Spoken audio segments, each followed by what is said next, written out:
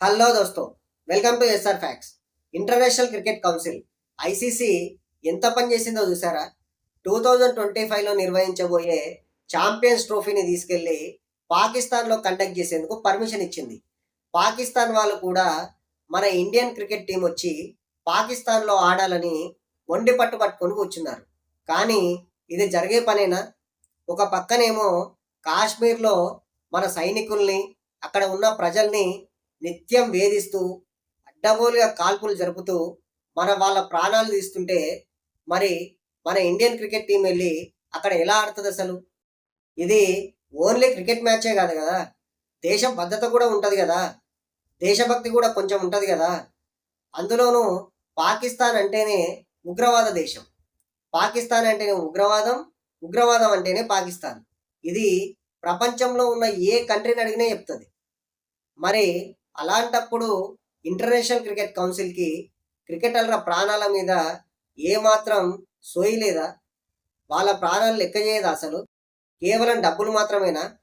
అందులోనూ India Pakistan match అంటేనే రెండు దేశాలు కాదు కదా, ప్రపంచంలో ఉన్న అన్ని దేశాలకి ఒక క్రేజ్ అనమాట.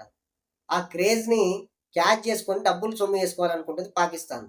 కానీ ఒక పక్కన మన వాళ్ళని కాలుస్తూ, ఇంకో పక్కన మనతోని క్రికెట్ మ్యాచ్ ఆడతాం, మీరు మా కంట్రీకి రండి అంటే, మీ వల్ల మేము డబ్బులు సంపాదించుకొని మిమ్మల్ని వెన్నుపోటు పొడుస్తామని చెప్తుంటే మన వాళ్ళు ఎలా వెళ్తారు అసలు? ఇది కరెక్టేనా?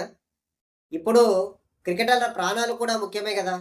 ఒకప్పుడు శ్రీలంక క్రికెట్ టీం పాకిస్తాన్లో క్రికెట్ మ్యాచ్లు ఆడడానికి వెళ్ళినప్పుడు అక్కడ ఉన్న ఉగ్రవాద గుంపు వీళ్ళు ప్రయాణిస్తున్న బస్సును చుట్టుముట్టి కాల్పులు జరుపుతుంటే వాళ్ళకి ప్రొటెక్షన్ ఇవ్వలేక తలా ఓ పక్క పారిపోయారు. బస్సులో ఉన్న క్రికెటర్లు ఈ ఒక్కరోజు బతికితే సాల్రా దేవుడా అని దేవునికి దండం పెట్టుకున్నారు.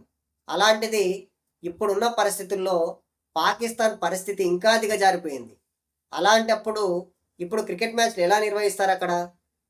సో అందుకోసమే మన బీసీసీఐ పాకిస్తాన్లో క్రికెట్ ఆడే ప్రసక్తే లేదని తేల్చి చెప్పేసింది.